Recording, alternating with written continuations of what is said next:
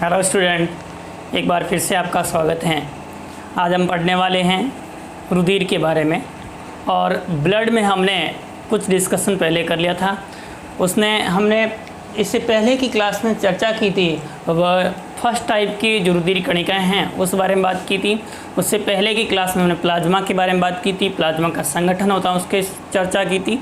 और प्लाज्मा के संगठन के बाद में प्लाज्मा में 4 प्रकार के प्रोटीन और प्रोटीनों का कार्य पड़ा था। अब उसके बाद में हमने इससे पिछले वीडियो में हमने लाल रुधिर कणिकाओं के बारे में स्टडी किया था। लाल रुधिर कणिकाएँ होती हैं, उनकी संख्या और उनकी संरचना के बारे में। फिर उसके बाद में हमने जो है वो श्वेत रुधिर कणिकाओं के बारे में पढ़ा था कि श्वेत रुधिर कणिकाएँ होती हैं, ये कोई कणिकाएँ होती हैं, हम श्वेताणु भी कह सकते हैं या इसे हम क्या कहते हैं, ल्यूकोसाइट भी कहते हैं। और इनकी संख्या होती है वो कितनी होती है, 6000 से 8000 के मध्य प्रति घन मिमी होती है। और उसमें हमने देखा था कि आरबीसी होती है, उनकी संख्या की तुलना में डब्ल्यूबीसी की संख्या होती है बहुत कम होती है। और इनका अनुपात होता है वह 600:1 होता है। तो इस प्रकार से आरबीसी और डब्ल्यूबीसी का अनुपात होगा वो कितना होता है, 600:1 होता है। और फिर हमने देखा था डब्ल्यूबीसी में होता है वह कौन सी गति होती है, अमीबीय गति देखी जाती है। तो इनकी कोशिकाएं होगी, उनमें विशेष लक्षण पाया जाता है। कौन सी गति, अमीबीय गति का उपस्थित होना। तो अमीबीय गति का उपस्थित होना इनमें एक लक्षण देखा जाता है। फिर उसके बाद में हमने देखा था कि जो श्वेत रुधिर कणिकाएं होती हैं उनके कोशिका द्रव्य में उपस्थित कणिकीय पदार्थों की उपस्थिति एवं अनुपस्थिति के आधार पर ये 2 प्रकार की होती हैं। कणिका में श्वेताणु या ग्रेनुलोसाइट्स और कणिका रहित श्वेताणु या अग्रेनुलोसाइट जिसे हम कहते हैं। तो ये 2 प्रकार की होती हैं। पहली हमें ध्यान रखनी है, जो कणिका में श्वेताणु होती हैं वह कुल श्वेताणु का कितना होता है, 65% होती हैं। इनके कोशिका द्रव्य के अंदर कणिकीय पदार्थ उपस्थित होते हैं जो विभिन्न अभिरंजकों से अभिरंजित होते हैं। तो इनके कोशिका द्रव्य में कौन से पदार्थ उपस्थित होंगे, कणिकीय पदार्थ होते हैं वह उपस्थित होते हैं। तथा इनके अंदर केंद्रक होता है, वह केंद्रक कैसा होगा, तो इसके अंदर केंद्रक होगा वह केंद्रक पिंडों में बंटा हुआ रहता है। तो इस प्रकार से केंद्रक होगा वह पिंडकीय होता है, पिंडों के अंदर विभक्त होता है। तो ये हमने देखा था पहला प्रकार, कणिका में श्वेताणु। इस प्रकार के श्वेताणु होते हैं, कुल श्वेताणु का 65% होता है। और इनके कोशिका द्रव्य में कणिकीय पदार्थ उपस्थित होते हैं जो कि विभिन्न प्रकार के अभिरंजकों से अभिरंजित होते हैं। इनके केंद्रक होता है वह 2 या 3 या इससे अधिक पिंडों में बंटा हुआ रहता है। इस आधार पर ये कितने प्रकार की होती हैं, 3 प्रकार की होती हैं। सबसे पहले न्यूट्रोफिल्स, इनकी संख्या कुल श्वेताणुओं का कितने प्रतिशत होती है, 62% होती है। दूसरी हमने पढ़ी थी इओसिनोफिल्स, इनकी संख्या होती है वह कुल श्वेताणुओं का 2.5% होती है। और बेसोफिल्स की जो संख्या होती है वो कितनी होती है, 0.5% होती है। तो ये हमें ध्यान रखना है किसके बारे में, इनकी संख्या कितनी होती है। फिर उसके बाद में हमें ध्यान रखना है अभिरंजक से, तो ये न्यूट्रोफिल्स होती हैं, यानी न्यूट्रल का मतलब क्या, उदासीन, यानी उदासीन अभिरंजकों से अभिरंजित होती है। इनके कोशिका द्रव्य में उपस्थित कणिकाएं होती हैं वह उदासीन अभिरंजकों से क्या होती हैं, अभिरंजित होती हैं। उदासीन अभिरंजकों से हल्की बैंगनी अभिरंजित होती हैं। तो इस प्रकार से हल्की बैंगनी अभिरंजित होगी उसे हम क्या कहेंगे, तो आपको ध्यान रखना है न्यूट्रोफिल्स कहा जाता है। और उदासीन अभिरंजक जैसे लिस्मान अभिरंजक है, इस प्रकार के अभिरंजक होते हैं, उनसे क्या होती है, यह अभिरंजित होती हैं। फिर दूसरी हमें ध्यान रखनी इओसिनोफिल्स, यह कौन से, इओसिन अम्लीय अभिरंजक से, कौन से अभिरंजक से, अम्लीय अभिरंजकों से क्या होती हैं, अभिरंजित होती हैं। और अम्लीय अभिरंजक कौन सा होता है, इओसिन होता है। उस इओसिन से यह गुलाबी या लाल रंग की अभिरंजित होती हैं। तो ये कैसी होगी, गुलाबी या लाल अभिरंजित होती हैं, गुलाबी या लाल रंग की अभिरंजित होती हैं, तो उसे हम क्या कहेंगे, इओसिनोफिल्स कहा जाता है। थर्ड टाइप्स की है जिसे हम बेसोफिल्स कहते हैं। बेस मतलब सार, यानी ये कौन से अभिरंजक से, सारी अभिरंजकों से क्या होती हैं, अभिरंजित होती हैं। और सारी अभिरंजक होता है जैसे मिथाइलिन ब्लू होता है, उससे क्या होती है, यह अभिरंजित होती हैं। तो सारी अभिरंजकों से अभिरंजित होती हैं, जैसे उदाहरण के रूप में आप ध्यान रख सकते हैं, मिथाइलिन ब्लू से अभिरंजित होती है, नीले रंग की अभिरंजित होती हैं। तो ये तो विशेषता हमने देखी थी अभिरंजक के आधार पर। फिर इनका केंद्रक होगा, वह केंद्रक होता है, वो कैसा होता है, तो ध्यान दीजिए, इनमें न्यूट्रोफिल्स में 2 से 7 पिंडों में बंटा होता है। कितने, 2 से 7 पिंडों में बंटा होता है, या 2 से 7 पिंडकीय होता है। तो इस प्रकार से आप ध्यान देंगे इसके अंदर कितने पिंडकीय होता है, 2 से 7 पिंडों के अंदर केंद्रक विभक्त होता है। यानी केंद्रक होगा वो कितने पिंडों में, 2 से लेकर के 3 या 4 5 7 पिंडों तक बंटा हुआ हो सकता है। तो ये हमें ध्यान रखना है किसके बारे में, ये जो फर्स्ट टाइप के न्यूट्रोफिल्स के बारे में। 2 से 7 केंद्रकीय पिंड जो केंद्रक होता है वो 2 से 7 पिंडकीय केंद्रक होता है। और ये पिंडक आपस में जुड़े हुए रहते हैं। वो कौन सी संरचना से जुड़े होते हैं, इस्थमस से जुड़े हुए रहते हैं। और इसका कार्य हमने देखा था, क्या कार्य करती है, तो ये भक्षकाणु क्रिया करती हैं। कौन सी क्रिया करेगी, भक्षकाणु क्रिया करती हैं, भक्षण करने का कार्य करती हैं। तो ये हमें ध्यान रखना है। अब उसके बाद में सेकंड हमने पढ़ा था, और सेकंड कौन सा पढ़ा था, तो इओसिनोफिल्स। और ये कौन से अभिरंजकों से, और केंद्रक होता है वो कैसा होता है, तो केंद्रक द्विपिंडकीय होता है। कैसा होता है, 2 पिंडों में बटा होता है, द्विपिंडकीय होता है। तो केंद्रक होगा द्विपिंडकीय होता है, 2 पिंडों में इस प्रकार से बंटा हुआ रहता है। तो ये हमें ध्यान रखना है। और बीच में आपस में किससे जुड़ा हुआ रहता है, इस्थमस से जुड़ा हुआ रहता है। तो इस प्रकार का केंद्रक होगा। और इसके कोशिका द्रव्य में उपस्थित जो कणिकाएं होती है वह कैसे अभिरंजकों से अभिरंजित होती है, तो आप ध्यान देंगे अम्लीय अभिरंजकों से, कैसी, लाल या आपको ध्यान रखना गुलाबी अभिरंजित होती है। और इसमें आप ध्यान देंगे इओसिनोफिल्स की संख्या होती है वह परजीवी संक्रमण के समय बढ़ जाती है। परजीवी संक्रमण, कोई वायरस का या जीवाणु का संक्रमण होता है, उस परजीवी संक्रमण के समय ये क्या हो जाएगी, इनकी संख्या बढ़ जाती है। तो परजीवी संक्रमण के संख्या इनकी क्या हो जाएगी, बढ़ जाती हैं। तो ये हमें ध्यान रखना, संक्रमण के बारे में जानकारी देती है। तथा इसमें एंटी हिस्टामिनिक गुण पाया जाता है, यानी एलर्जी के विरुद्ध कार्य करने का गुण पाया जाता है। एंटी हिस्टामिनिक गुण इसमें पाया जाता है।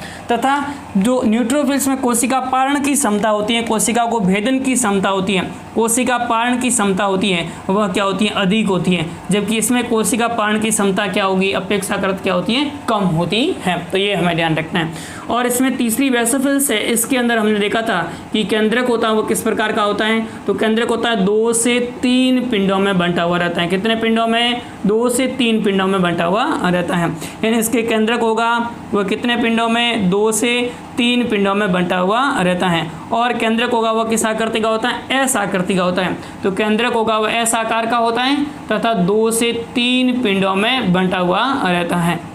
और आप ध्यान देंगे तो इनके अंदर कोशिका द्रव्य में उपस्थित जो कणिकाएं होती हैं वे कणिकाएं सारी अभिरंजकों से नीले रंग की अभिरंजित होती हैं।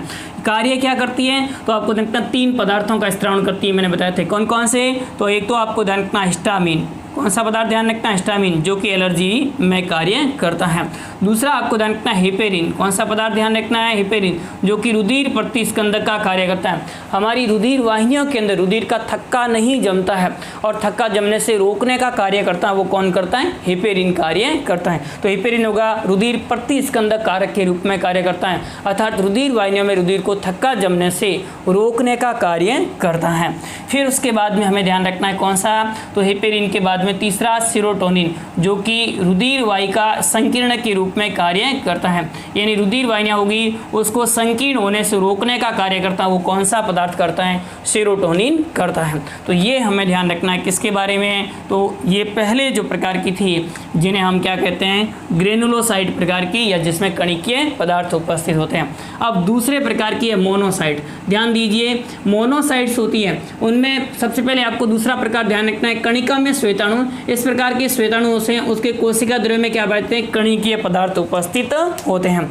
तो इनके कोशिका द्रव्य में कणिकीय पदार्थ उपस्थित, एक शर्त क्या ध्यान रखनी है, कोशिका द्रव्य में कणिकीय पदार्थ उपस्थित होते हैं। तो कणिकीय पदार्थ होंगे वो कोशिका द्रव्य में उपस्थित होते हैं, एक बात ध्यान रखनी। दूसरा इनका केंद्रक होता है वह पिंडों में बंटा हुआ नहीं होता है, यानी ये एक केंद्रकीय होते हैं। किस प्रकार के होते हैं, मोनोन्यूक्लियर होते हैं, एक केंद्रकीय होते हैं। केंद्रक होता है वो पिंडों के अंदर बंटा हुआ नहीं होता है। और ये कुल श्वेताणु का कितने प्रतिशत भाग होता है, 35% भाग होता है। अब ये 2 प्रकार की होती है, पहला प्रकार इसका ध्यान रखना मोनोसाइट, और दूसरा प्रकार हमें ध्यान रखना वो कौन सा ध्यान रखना, लिम्फोसाइट, या जिसे लसीकाणु कहते हैं। अब देखिए ध्यान दें, सबसे पहली हम बात किसकी करेंगे, मोनोसाइट के बारे में। मोनोसाइट होती है इन्हें हम एक केंद्रकाणु भी कहा जाता है। इसे हम क्या कहेंगे, एक केंद्रकाणु भी कहा जाता है। तो ये हमें ध्यान रखना है, इन्हें एक केंद्रकाणु के नाम से भी जाना जाता है। मोनोसाइट होती है वह कुल श्वेताणुओं का कितने प्रतिशत होती है, तो आप ध्यान देंगे कुल श्वेताणुओं का 5% होती है। कितने प्रतिशत होगा, तो कुल श्वेताणुओं का कितने प्रतिशत भाग बनाती है, तो 5% भाग का निर्माण होगा वह इनके द्वारा होता है। मोनोसाइट होती है उनके अंदर केंद्रक होता है, वह आपको ध्यान रखना है वृक्काकार आकृति का होता है। किस प्रकार का केंद्रक होगा, तो इसके अंदर आप देखेंगे केंद्रक होता है वह सैम के बीच की आकृति का होता है या वृक्काकार आकृति का होता है। तो इसके अंदर केंद्रक होगा वह किस प्रकार का होता है, केंद्रक होगा वह सैम के बीच की आकृति का होता है, सैम के बीच की आकृति का होता है, सैम के बीज के आकृति का होता है, या आप ध्यान देंगे वृक्काकार होता है। तो ये आकृति का होता है, या जिसे हम क्या कहते हैं वृक्काकार आकृति कहा जाता है, वृक्क के शेप का होता है, तो वृक्काकार आकृति का इसके अंदर केंद्रक होता है। तो ये हमें ध्यान रखना है। और ये सबसे बड़ी जो है वो श्वेताणु है, ये सबसे बड़ी श्वेताणु है। ये भी सवाल आपको ध्यान रखना है कि सबसे बड़ी जो आकार की श्वेताणु है वो कौन सी है, तो मोनोसाइट होती है, जिनका व्यास होता है वह 10 से 15 माइक्रोमीटर तक होता है। तो इनका व्यास होगा वह 10 से 15 माइक्रोमीटर तक होता है, यानी सबसे बड़े आकार की श्वेताणु होती है वह कौन सी होती है, मोनोसाइट्स होती है। एक बात और ध्यान रख सकते हैं कि मोनोसाइट्स की कोशिकाएं होती है यह रुधिर वाहिनियों से कई बार बाहर आकर के और बड़े वृहत भक्षकाणु का निर्माण करती है, मैक्रोफेजेज का निर्माण करती है। तो ये किसका निर्माण करेगी, वृहत भक्षकाणु का, मैक्रोफेजेज का निर्माण करती है। यानी ये रुधिर कणिकाएं होगी, वे रुधिर कणिकाएं रुधिर वाहिनियों से बाहर जो उत्तक द्रव होता है उस उत्तक द्रव के अंदर आ जाती हैं, और उत्तक द्रव के अंदर आने के बाद में ये बड़े आकार की हो जाएगी, और बड़े आकार की होती हैं जिन्हें हम वृहत भक्षकाणु या मैक्रोफेजेज कहते हैं। और ये वृहत भक्षकाणु या मैक्रोफेजेज होंगे वे कोशिकाओं में उपस्थित जो कणिकीय पदार्थ होते हैं उनका भक्षण करते हैं फेगोसाइटोसिस क्रिया के माध्यम से, या फिर सूक्ष्म जीव होते हैं, परजीवी या फिर वायरस के कण होते हैं, उनको भक्षण करने का कार्य करते हैं। तो वृहत भक्षकाणु। और आप ध्यान देंगे कि मोनोसाइट्स एवं न्यूट्रोफिल्स होती है, दोनों किस प्रकार की कोशिकाएं, भक्षकाणु कोशिकाएं होती हैं, यानी जो फेगोसाइटिक क्रिया दर्शाती है। यानी इन दोनों कोशिकाएं होती हैं, इन दोनों कोशिकाओं को द्वारा भक्षण करने का कार्य करते हैं। और हमारे शरीर के अंदर जो प्रथम पंक्ति की जो WBC की जो प्रतिरक्षा होती है उस प्रतिरक्षा के रूप में कार्य करती है वो कौन सी कोशिका करती है, न्यूट्रोफिल्स एवं मोनोसाइट्स कार्य करती हैं। अब उसके बाद में देखिए लिम्फोसाइट या लसीकाणु या कुल श्वेताणुओं का 30% भाग का निर्माण करती हैं। कुल श्वेताणु कितने प्रतिशत भाग का निर्माण करेगी, 30% भाग का निर्माण करती है। लिम्फोसाइट होते हैं या लसीकाणु होते हैं, इनका निर्माण होता है वह अस्थि मज्जा में होता है। निर्माण कहाँ होगा, तो आप ध्यान दीजिए अस्थि मज्जा में इनका निर्माण होता है। और कहाँ होता है, तो आपको इनका लसिका गांठें होती हैं, उन लसिका गांठों में भी इनका निर्माण होता है। लसिका गांठों में भी इनका क्या होगा, निर्माण होता है। इसके अतिरिक्त कुछ मात्रा में थाइमस ग्रंथि में भी इसका क्या होता है, निर्माण होता है। तो इनका निर्माण होगा लसिका गांठों में, अस्थि मज्जा में एवं थाइमस ग्रंथि में होता है। लिम्फोसाइट होते हैं, यह लिम्फोसाइट आपको ध्यान रखना है, इसके अंदर केंद्रक होगा, वो केंद्रक किस प्रकार का होता है, तो इसके अंदर केंद्रक होगा वो आपको ध्यान रखना है गोलाकार एवं बड़ा केंद्रक होता है। देखो केंद्रक कैसा होगा, गोलाकार होगा एवं बड़ा केंद्रक होता है। तो इसके अंदर केंद्रक होगा वो कैसा होता है, वृत्ताकार या गोलाकार होता है, वृत्ताकार केंद्रक होगा। तो केंद्रक किस प्रकार का होता है, वृत्ताकार आकृति का होता है। और आप देखेंगे कि इसके अंदर कोशिका द्रव्य होगा, वह कोशिका द्रव्य परिधीय होता है। तो इस प्रकार से परिधीय कोशिका द्रव्य इसके अंदर उपस्थित होता है। तो इनके अंदर कोशिका द्रव्य उपस्थित होगा वो किस प्रकार का होगा, परिधीय होता है। यानी केंद्रक बड़ा होने के कारण से कोशिका द्रव्य एक पतली परत के रूप में, परिधीय परत के रूप में उपस्थित होता है। तो उसे हम क्या कहेंगे, लिम्फोसाइट कहा जाता है। लिम्फोसाइट या लसीकाणु होते हैं ये 2 प्रकार के होते हैं। कितने प्रकार के होंगे, 2 प्रकार के होते हैं। ध्यान दीजिए कौन कौन से 2 प्रकार होते हैं, तो उसमें आप देखेंगे कि ये 2 प्रकार है। उसमें एक तो प्रकार आपको ध्यान रखना है बी लिम्फोसाइट और दूसरे आपको ध्यान रखना है टी लिम्फोसाइट। तो बी लसीकाणु या बी लिम्फोसाइट, तो बी लसीकाणु यहाँ कौन से हो जाएंगे, पहला प्रकार बी लिम्फोसाइट। दूसरा कौन सा होता है, तो आपको ध्यान रखना टी लिम्फोसाइट होते हैं। तो दूसरा होगा टी लिम्फोसाइट होता है। अब ध्यान दीजिए, इन दोनों में से जो पहला प्रकार है वो कौन सा, बी लसिकाणु। बी का मतलब है बोन मेरो, यानी इसका निर्माण होता है वो कहाँ होता है, अस्थि मज्जा में। परिपक्वन एवं विभेदन भी कहाँ होता है, अस्थि मज्जा में, तो उसे हम बी लसिकाणु कहते हैं। और टी लसिकाणु होते हैं, इनका निर्माण होता है वह तो अस्थि मज्जा में होता है, जबकि परिपक्वन एवं विभेदन होगा वह किस में होता है, थाइमस ग्रंथि में। तो ध्यान दीजिए, निर्माण एवं परिपक्वन दोनों कहाँ पर होगा, निर्माण एवं परिपक्वन दोनों होते हैं वह बोन मेरो में होते हैं, अस्थि मज्जा में होते हैं। तो दोनों जो होते हैं वो कहाँ पर होते हैं, अस्थि मज्जा के अंदर होते हैं, बोन मेरो में होते हैं। जबकि यहाँ निर्माण होगा वो तो कहाँ होता है, अस्थि मज्जा में होता है, या फिर लिम्फोसाइट टिश्यू या लसिका गांठों में होता है। तो निर्माण होगा वो तो कहाँ होता है, अस्थि मज्जा में होता है, या फिर लसिकाणु या लिम्फोसाइट में होता है। और आप ध्यान देंगे कि इसमें जो निर्माण के बाद में आपको ध्यान रखना है, इनका परिपक्वन या विभेदन होता है, वो परिपक्वन या विभेदन कहाँ पर होता है, तो थाइमस ग्रंथि में होता है। तो परिपक्वन एवं विभेदन कहाँ पर होगा, थाइमस ग्रंथि के अंदर इनका परिपक्वन एवं विभेदन होता है। तो ये हमें ध्यान रखना है। अब ध्यान दीजिए, जो बी लसिकाणु होते हैं, ये बी लसिकाणु किसमें कार्य करते हैं, तो आपको ध्यान रखना है, तरल माधित प्रतिरक्षा होती है। हम प्रतिरक्षा पढ़ेंगे तो उसमें एक प्रतिरक्षा का प्रकार है जिसे हम क्या कहते हैं, तरल माधित प्रतिरक्षा। उस तरल माधित प्रतिरक्षा होगी, उसमें कौन कार्य करते हैं, तो ये बी लसिकाणु कार्य करते हैं। तो बी लसिकाणु तरल माधित प्रतिरक्षा या ह्यूमरल इम्यूनिटी होती है उसमें कार्य करता है। जबकि टी लिम्फोसाइट होते हैं, यह आपको ध्यान रखना है, सेल मीडिएट इम्यूनिटी या कोशिका माधित प्रतिरक्षा होती है उसके अंदर कार्य करते हैं। सेल मीडिएट इम्यूनिटी या कोशिका माधित प्रतिरक्षा होगी, उसमें कौन सा कार्य करेगा, टी लिम्फोसाइट कार्य करता है।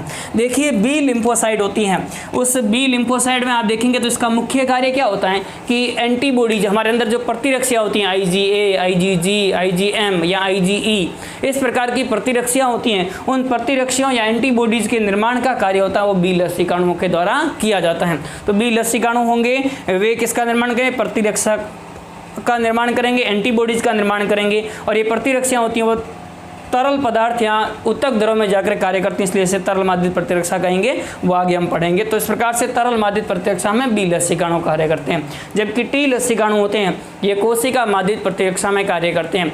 और टी लिम्फोसाइट होते हैं, वे 3 प्रकार के होते हैं, टी मारक कोशिकाएं या टी किलर सेल्स। और टी मारक कोशिकाएं होती है सीधे सूक्ष्म जीव या बाहर से कोई प्रोटीन होता है, प्रतिजन होता है, उस पर आक्रमण करके उनको नष्ट करती हैं।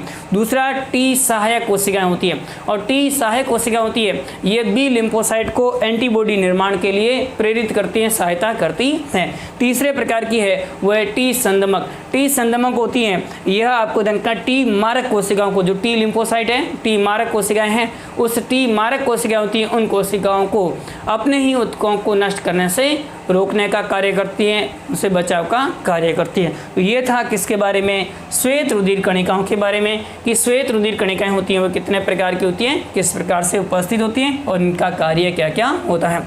इसका आप स्क्रीनशॉट लें या आप नोट डाउन कर लें। अब उसके बाद में अगली रुधिर कणिकाएं हम पढ़ेंगे, और वो कौन सी होती है, तो श्वेत रुधिर कणिकाओं के बाद में नेक्स्ट अगली रुधिर कणिकाएं हैं जिसे हम किस नाम से जाना जाता है, तो आपको ध्यान रखना है, जिसे हम कहेंगे थ्रोम्बोसाइट या प्लेटलेट्स या बिंबाणु के नाम से जाना जाता है। तो तीसरे थर्ड प्रकार की रुधिर कणिकाएं हम देखेंगे, और वो कौन सी होती है, प्लेटलेट्स होती हैं। प्लेटलेट्स को हम बिंबाणु के नाम से भी जाना जाता है, इसे हम क्या कहते हैं, बिंबाणु भी कहा जाता है, या इसे हम थ्रोम्बोसाइट के नाम से भी जाना जाता है। तो इसे बिंबाणु कहेंगे, या इसे हम क्या कहते हैं, थ्रोम्बोसाइट के नाम से भी जाना जाता है। तो इसे बिंबाणु या थ्रोम्बोसाइट भी कहते हैं। यह सबसे छोटी रुधिर कणिकाएं हैं, जो रुधिर कणिकाएं उनमें सबसे छोटी रुधिर कणिकाएं होती हैं वह कौन सी होती है, तो आप ध्यान देंगे प्लेटलेट्स होती है। तो सबसे छोटी रुधिर कणिकाएं होती हैं उन्हें हम क्या कहेंगे, प्लेटलेट्स कहा जाता है। और आप देखेंगे कि प्लेटलेट्स होती हैं, ये प्लेटलेट्स कोशिकाएं होगी, इनका निर्माण कहाँ पर होता है, किस प्रकार से होता है, ये हमें ध्यान रखना है। तो ये जो प्लेटलेट्स होगी केंद्रक रहित होती है, यानी इसके अंदर जैसे आरबीसी के अंदर केंद्रक नहीं होता है, इसके अंदर भी केंद्रक का क्या होता है, अभाव होता है, केंद्रक नहीं उपस्थित होता है। संख्या की बात करें तो इनकी संख्या कितनी होती है, तो आप देखेंगे कि इनकी संख्या होती है वह 3 लाख प्रति घन मिमी होती है। तो ये हमें ध्यान रखना है, इनकी संख्या होगी वह 3 लाख प्रति घन मिलीमीटर होती हैं। तो इनकी संख्या होगी वह कितनी होती है, 3 लाख प्रति घन मिमी होती है। फिर उसके बाद में ध्यान दीजिए इनका निर्माण कहाँ होता है या किसके द्वारा होता है। तो आप देखेंगे कि इनका निर्माण अस्थि मज्जा की कैरियोसाइट कोशिका द्वारा, अस्थि मज्जा की मेगा कैरियोसाइट कोशिका होती है उनके द्वारा होता है। तो अस्थि मज्जा की मेगा कैरियोसाइट कोशिकाओं द्वारा इनका निर्माण होता है। तो इस प्रकार से अस्थि मज्जा की मेगा कैरियोसाइट कोशिकाओं द्वारा इनका निर्माण होता है। तो इनका निर्माण होगा वो किसके द्वारा, अस्थि मज्जा की मेगा कैरियोसाइट कोशिकाओं द्वारा इनका निर्माण होता है। तो ये निर्माण के बारे में आपको ध्यान रखना है। फिर उसके बाद में इसका लाइफ स्पैन कितना होता है, जीवन काल कितना होता है, तो आप ध्यान देंगे इनका जीवन काल होता है वो 5 से 7 डेज का होता है, ये हमें ध्यान रखना है। तो ये 5 से 7 डेज का इनका जीवन काल होगा। फिर उसके बाद में कार्य, और इसका कार्य क्या होता है, वो रुधिर का थक्का बनाना इनका कार्य होता है। रुधिर का थक्का निर्माण, रुधिर का थक्का निर्माण का कार्य है वह किसके द्वारा होता है, इनके द्वारा होता है। यानी जब कोई घाव लगता है या चोट लगती है तो उस स्थान पर थ्रोम्बोप्लास्टिन का निर्माण होता है, वह इन प्लेटलेट्स के द्वारा किया जाता है। और ये थ्रोम्बोप्लास्टिन होगा वह थ्रोम्बोप्लास्टिन प्रोथ्रोम्बिन सक्रिय का निर्माण करेगा, और प्रोथ्रोम्बिन सक्रिय होगा वह जो प्रोथ्रोम्बिन प्रोटीन उपस्थित है जो कि प्लाज्मा के अंदर उपस्थित होता है, उस प्रोथ्रोम्बिन प्रोटीन को सक्रिय थ्रोम्बिन प्रोटीन में बदलेगा, और थ्रोम्बिन प्रोटीन में बदलने के फलस्वरूप आपको ध्यान रखना है। और जो थ्रोम्बिन प्रोटीन होगा यह फाइब्रिनोजन को फाइब्रिन में बदलता है, और फाइब्रिन हो गए उनके तंतु घाव पर जमा हो जाते हैं जिससे घाव बंद हो जाता है। तो इस प्रकार से रुधिर का बहिर्प्रवाह रुक जाता है। तो रुधिर का थक्का निर्माण की प्रक्रिया होती है, उसमें कौन कार्य करता है, प्लेटलेट्स कार्य करती है। प्लेटलेट्स उपस्थिति वो केवल स्तनधारियों में देखी जाती हैं, या बिंबाणु होते हैं ये कहाँ पर उपस्थित होते हैं, केवल स्तनधारियों में उपस्थित होते हैं। तो आप कहेंगे कि अन्य कशेरुकी जीवों में कौन सी कोशिकाएं उपस्थित होती हैं, तो आप देखेंगे अन्य जीवों के अंदर जो इनके स्थान पर एक विशेष प्रकार की कोशिकाएं उपस्थित होती है जो कार्य इसके समान ही करती हैं, जिन्हें हम स्पिंडल सेल्स कहते हैं। और स्पिंडल सेल्स होती हैं वह अन्य कशेरुकियों में उपस्थित होती हैं जो कि किसका कार्य करती हैं, रक्त का थक्का जमने का कार्य करती हैं। तो अन्य कशेरुकियों में इनसे संबंधित होती हैं। ये केवल और केवल किस में उपस्थित होती हैं, केवल स्तनधारियों में उपस्थित होती हैं, केवल स्तनधारियों में उपस्थित होती हैं। कौन, तो आप ध्यान देंगे प्लेटलेट्स। तो प्लेटलेट्स केवल स्तनधारियों में, अन्य कशेरुकियों में इनके स्थान पर कौन सी कोशिकाएं उपस्थित होती हैं, स्पिंडल सेल्स उपस्थित होती है। तो ये 3 प्रकार की जो रुधिर कणिकाएं वो हमने देख लिया, आरबीसी, डब्ल्यूबीसी एवं तीसरी प्लेटलेट्स। अब उसके बाद में ध्यान दीजिए वो आपको अगला ध्यान रखना, रुधिर के कार्य कौन कौन से होते हैं। सबसे पहला कार्य होता है वो क्या होता है, रुधिर का गैसों का परिवहन करना। देखो फेफड़ों में जो ऑक्सीजन होती है वो हीमोग्लोबिन के साथ जुड़ करके किसका निर्माण करेगी, ऑक्सी हीमोग्लोबिन के रूप में कार्य करती है। किसका निर्माण करेगी, ऑक्सी हीमोग्लोबिन का। और ये ऑक्सी हीमोग्लोबिन के रूप में शरीर में परिवहित होकर के और विभिन्न अंगों या ऊतकों तक पहुंचता है। अंगों या ऊतकों में जो CO2 बनती है वह CO2 होगी, वो आपको देखना है या तो कार्बएमिन या कार्बेमिन के रूप में, या आप देखेंगे कार्बेमिन के अतिरिक्त बाइकार्बोनेट के रूप में, या कार्बोनिक अम्ल के रूप में, बाइकार्बोनेट के रूप में, या आप ध्यान देंगे कार्बोनिक अम्ल के रूप में। यह कहाँ आकर फेफड़ों में आकर के मुक्त होती है और फेफड़ों से इनको बाहर की ओर निकाल दिया जाता है। तो इस प्रकार से रुधिर होगा वह विभिन्न गैसों के परिवहन में सहायक होता है। ऑक्सीजन हीमोग्लोबिन के साथ जुड़कर के ऑक्सी हीमोग्लोबिन निर्माण करती हैं जो विभिन्न ऊतकों तक पहुंचती हैं। ऊतकों में उपापचयी क्रियाओं के फलस्वरूप बनने वाली CO2 होती है,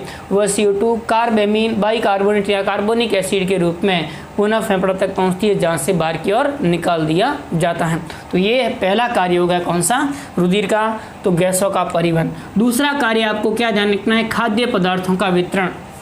रक्त होता है उनके द्वारा आहार नाल में जो खाद्य पदार्थ होते हैं उनका पाचन होता है, उन पाचित खाद्य पदार्थों को अवशोषित करके और शरीर के विभिन्न अंगों या ऊतकों तक पहुंचाते हैं जहां पर इनका उपयोग ऊर्जा निर्माण में किया जाता है या विभिन्न कार्यों में किया जाता है। तो ये हमें ध्यान रखना है, कार्य किसके द्वारा किया जाएगा, रक्त के द्वारा। तो रक्त आहार नाल में पाचित भोजन को अवशोषण करके शरीर के विभिन्न अंगों या ऊतकों तक पहुँचाने का कार्य करता है। तो इसे हम कहते हैं खाद्य पदार्थों का वितरण। तो वितरण का कार्य कौन करेगा, रुधिर करता है। तीसरा कार्य रुधिर का आपको ध्यान रखना है, दैहिक ताप का नियंत्रण, यानी शरीर के तापमान का नियंत्रण का कार्य है, वो भी किसके द्वारा किया जाता है? तो आपको देखना रुधिर के द्वारा। रुधिर होगा वह शरीर के तापमान को नियमित बनाए रखने का कार्य करता है। फिर उसके बाद में हार्मोनों का सहवन, यानी जो हार्मोन होते हैं वो किनके द्वारा स्रावी? अंतःस्रावी ग्रंथियों के द्वारा। और अंतःस्रावी ग्रंथियां नलिका विहीन होती है, नलिकाएं नहीं होती है। तो ये अंतःस्रावी ग्रंथियों के द्वारा, यानी हार्मोनों का स्राव अंतःस्रावी ग्रंथियों के द्वारा होता है, और अंतःस्रावी ग्रंथियां होती है नलिका विहीन होती हैं। इन नलिका विहीन ग्रंथियों का जो स्राव हार्मोन होता है, उस हार्मोन को शरीर के विभिन्न भागों में पहुँचाने का कार्य करता है, वो कौन करता है? रक्त करता है। देखो अधिकांश हार्मोन होते हैं वह स्रावित एक जगह से होकर के दूसरे जगह जाकर कार्य करते हैं। तो इस प्रकार के हार्मोनों को उनका सेवन करने का कार्य कौन करेगा? रुधिर करता है। जैसे मस्तिष्क की पीयूष ग्रंथि है, उसके द्वारा जनन हार्मोन भी स्रावित किए जाते हैं, अन्य ग्रंथियों को नियंत्रण वाले हार्मोन भी स्रावित किए जाते हैं। तो ये वहाँ जाने का कार्य है, ये माध्यम में वो कौन होता है? रुधिर होता है। फिर आपको अगला ध्यान रखना है, वो कौन सा ध्यान रखना? रोगों से बचाव। विभिन्न प्रकार के रोगों के बचाव में कौन सहायक होती है? WBC, यानी WBC होती है उसे हम शरीर की सेना कहते हैं। क्यों? क्योंकि WBC होगी वह शरीर में प्रवेश करने वाले सूक्ष्म जीव होते हैं, उन पर डायरेक्ट रूप से अटैक करके उनको नष्ट कर देती हैं। उसमें मुख्य रूप से भक्षणों कोशिकाएं दो हमने पढ़ी थी, एक कौन सी देखी थी? मोनोसाइट्स, और एक न्यूट्रोफिल्स। ये दोनों जो सीधे अटैक करके नष्ट करती है। तीसरी आप देखेंगे कि लसीकाणु होते हैं, ये लसीकाणु होंगे उनके द्वारा प्रतिरक्षी एंटीबॉडीज का निर्माण किया जाता है, जो कि शरीर में प्रवेश करने वाले जो एंटीजेंस होते हैं उसके विरुद्ध कार्य करती हैं। तो ये रोगों में बचाव में सहायक होता है। अगला कार्य हमें ध्यान रखना है चोटों की मरम्मत में, यानी कभी भी चोट लग जाती है या घाव लग जाता है, चोट या घाव लगने के फलस्वरूप उस स्थान पर घाव बनता है, उसके पार्श्व की कोशिकाएं होगी, उस पार्श्व की कोशिकाओं को ल्यूकोसाइट या WBC होती है। ये WBC उस पार्श्व की कोशिकाओं की वृद्धि को प्रेरित करेगी, और पार्श्व की कोशिकाओं की वृद्धि होगी जिसके कारण से घाव होता है वो जल्दी ठीक हो जाता है। तो उसमें भी कौन कार्य करेगा? WBC कार्य करती है। फिर उसके बाद में अगला हमें ध्यान रखना रक्त का थक्का बनना।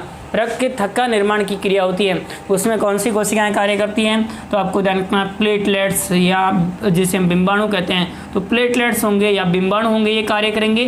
प्लेटलेट्स तथा आपको ध्यान रखना है प्लाज्मा प्रोटीन होते हैं। कौन कौन से प्लाज्मा प्रोटीन हमने पढ़े थे? दो प्रकार के प्लाज्मा प्रोटीन, प्रोथॉम्ब्रिन एवं फाइब्रिनोजन। प्रोथॉम्ब्रिन एवं फाइब्रिनोजन, तो प्लाज्मा प्रोटीन एवं प्लेटलेट्स मिलकर के रुधिर का थक्का निर्माण का कार्य करते हैं।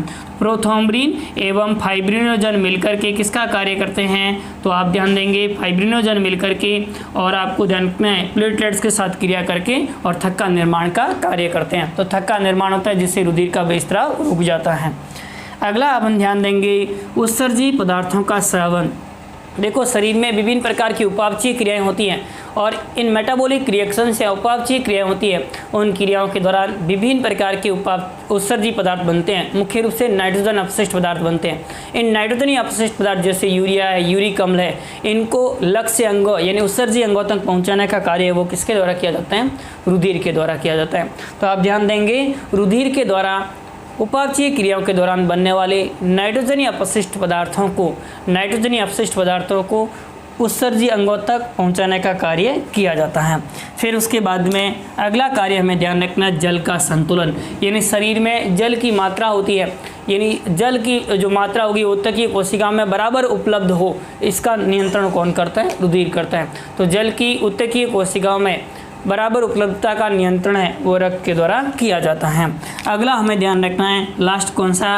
रोगों के निदान में सहायक। देखो रोगों के निदान में आपको देखना है रुधिर का एक निश्चित संगठन होता है। रुधिर में विभिन्न प्रकार की कोशिकाएं होती है, वो एक निश्चित मात्रा में होती है, एक निश्चित संगठन में होती है, और ये इसका एक निश्चित संगठन होता है, कंपोजिशन होता है। यदि किसी कोशिका की संख्या बढ़ जाती है, जैसे हमने यूसिफिल्स की देखा था, परजीवी संक्रमण की संख्या बढ़ जाती है, प्लेटलेट्स की संख्या होती है वो डेंगू के समय घट जाती है। तो इस प्रकार से हम देखते हैं कि विभिन्न रोगों के समय या तो इनका संगठन होगा, उनमें किसी कोशिका की संख्या बढ़ जाती है, घट जाती है, तो उससे हम विभिन्न प्रकार के प्रयोगशाला में रुधिर का टेस्ट करके और रोगों के निदान का किया जा सकता है। निदान का मतलब क्या हुआ कि रोग की प्रारंभिक जानकारी प्राप्त करना, उस रोग के कारणों के बारे में पता करना, और पता करके फिर हम क्या करते हैं? उसका उपचार करते हैं। तो निदान का मतलब उसकी प्रारंभिक जानकारी प्राप्त करना, और कई रोगों में प्रारंभिक जानकारी के लिए जो है वो प्रयोगशाला टेस्ट किसका किया जाता है? ब्लड टेस्ट किया जाता है। तो ब्लड टेस्ट करके हम क्या कर सकते हैं? विभिन्न प्रकार के रोगों का निदान किया जा सकता है। तो ये आपको 10 प्रकार के कार्य ध्यान रखने हैं रुधिर के। इसके अतिरिक्त कुछ कार्य और ध्यान रख सकते हैं कि शरीर होगा उसमें पीएच नियमन का कार्य होता है, वो भी किसके द्वारा किया जाता है, रुधिर के द्वारा किया जाता है। और आप ध्यान देंगे तो रुधिर होता है, उसके द्वारा जो समस्थापन या होम्योस्टेटिस की क्रियाविधि होती है उसको भी नियंत्रित किया जाता है।